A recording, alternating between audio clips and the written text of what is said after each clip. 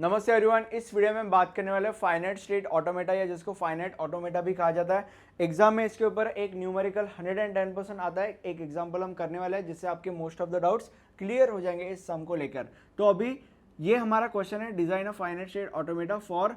इसके लिए आपको एक फाइनाइट स्टेट ऑटोमेटा डिजाइन करना है। तो अभी ये क्या है, बी ए प्लस एक्सक्लेमेटरी। अब यहाँ पे प्लस का मतलब होता है one or more occurrences of previous character.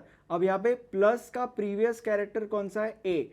तो ये जो स्ट्रिंग है बी ए एक्सक्लेमेटरी, ये उसे एक्सेप्ट करेगा क्योंकि यहाँ पे one occurrence of the previous character यानी कि ए हो रहा है।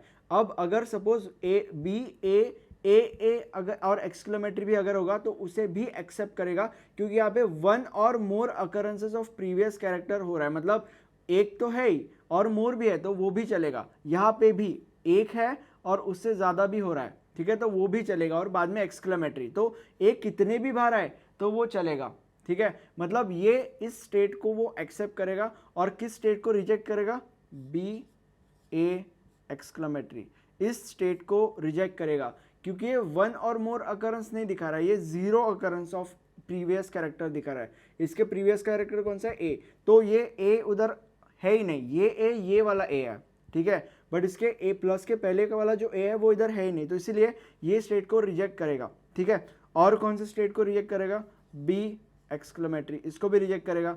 तो हमें ऐसा कुछ बनाना है जो इस स्टेट को एक्सेप्ट करेगा। अब ये कैसे बनाएंगे, अब ये हम बनाएंगे with the help of states. अब ये स्टेट्स क्या होता है, अब मैं आपको डायग्राम बना के दिखाऊंगा जिससे आपको आराम से सारी की सारी चीजें समझ में आ जाएगी। अब इस सिचुएशन में हम सबसे पहले स्टार्ट स्टेट देते हैं, तो ये ऐसा एरो ड्रॉ करते हैं सबसे पहले। और इस सिचुएशन में जो हमारा स्टार्ट स्टेट होगा वो होगा Q0, ये हमारा स्टार्ट स्टेट होगा। अब हमें पता है कि पहला जो लेटर है वो बी आने ही वाला है, दैट्स फॉर श्योर।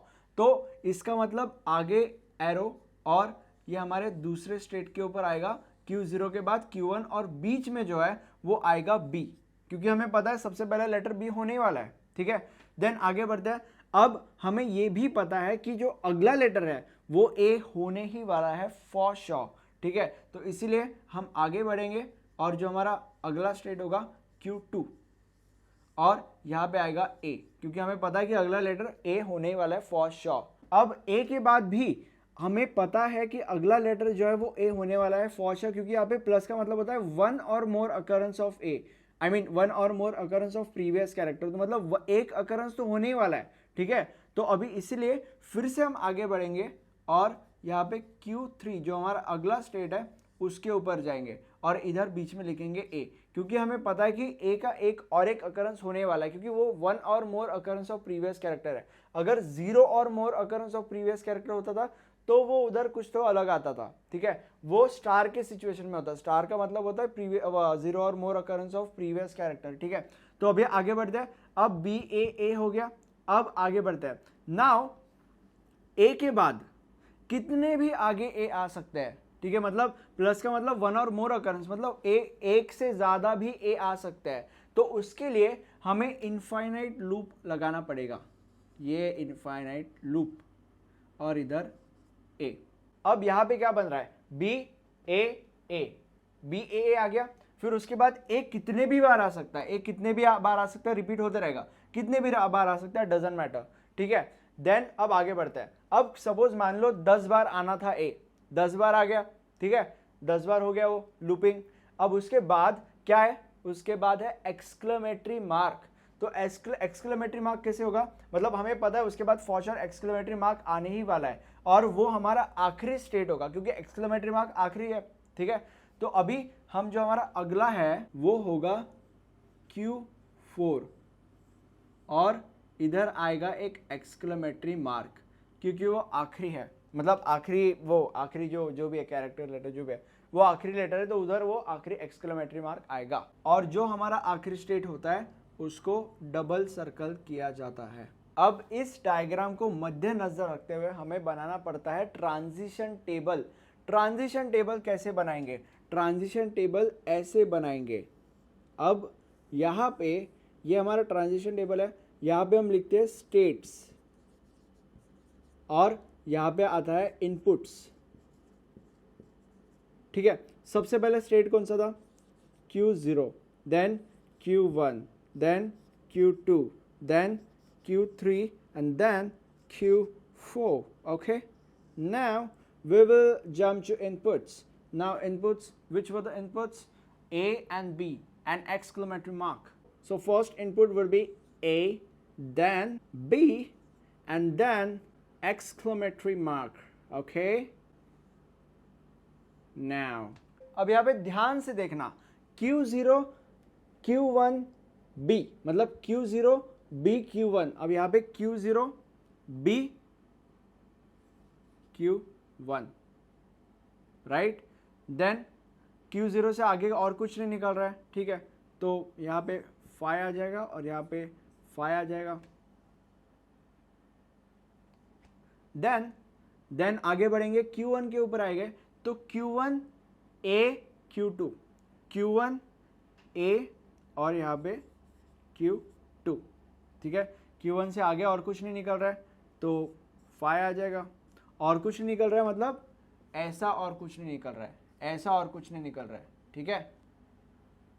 ये भी डाउट आपका क्लियर हो गया, ठीक है। नाउ आगे बढ़ते हैं, Q2 हो गया, Q1 हो गया।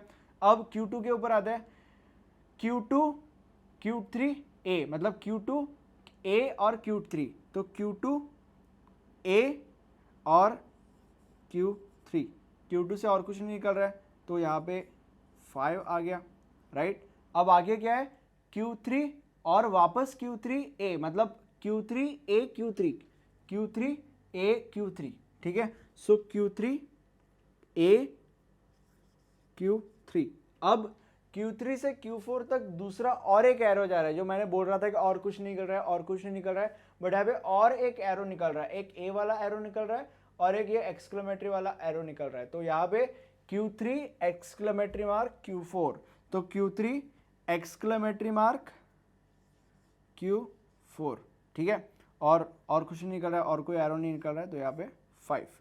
देन Q4 के ऊपर आता है, अब Q4 पे कुछ नहीं निकल रहा है तो Q4 पे 5 5 5। अब ये हो गया हमारा डायग्राम और ये हो गया हमारा ट्रांजिशन टेबल। बट एग्जाम में जो डायग्राम है वो आपको सबसे आखिरी में बनाना है, उसके पहले ये ट्रांजिशन टेबल बनाना है, और उसके पहले मतलब सबसे पहले आपको अभी जो मैं बताने वाला हूँ वो लिखना है। अब सबसे आखिरी में डायग्राम हो गया, देन उसके पहले ट्रांजिशन टेबल हो गया, देन उसके पहले मतलब सबसे पहले सम शुरू होने के सबसे पहले आपको ये चीज़ लिखनी है। ये क्या है, सबसे पहले Q का मतलब होता है फाइनाइट सेट ऑफ स्टेट्स, मतलब कितने स्टेट्स है आपके सम में है 1 2 3, आई मीन जितने भी स्टेट है, जो भी स्टेट्स है वो आपको लिखना है। कौन से स्टेट है, Q0 Q1 Q2 Q3 और Q4, Q0 Q1 Q2 Q3 और Q4। देन आगे बढ़ते हैं, this is summation I guess.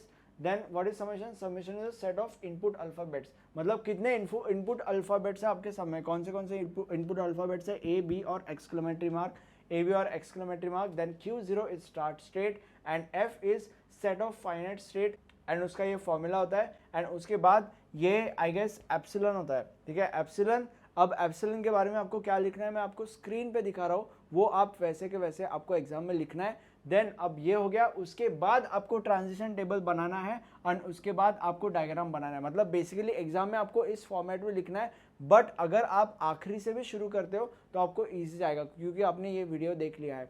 और एक बहुत ज़्यादा इंपॉर्टेंट चीज़ मैं आपसे कहना चाहता हूँ कि मैं ये चाहता हूँ कि आप इस टॉपिक की ज़्यादा से ज़्यादा न्यूमेरिकल्स प्रैक्टिस कीजिए। और आप कहाँ से प्रैक्टिस करोगे, मेरे नोट्स से। मेरे नोट्स में मैंने बहुत अच्छे न्यूमेरिकल्स लिखे हैं जो एग्ज़ाम में 110% आते हैं, एंड हमने नोट्स पे एग्ज़ाम में आने वाले बहुत अच्छे क्वेश्चंस और उनके आंसर्स को इंक्लूड किया है, ऐसे क्वेश्चंस और उनके आंसर्स को इंक्लूड किया है जो एग्ज़ाम में 110% आते ही है। और this is according to latest syllabus, ठीक है। So this was the end of this video. Thank you for watching this video and have a nice day. Bye bye.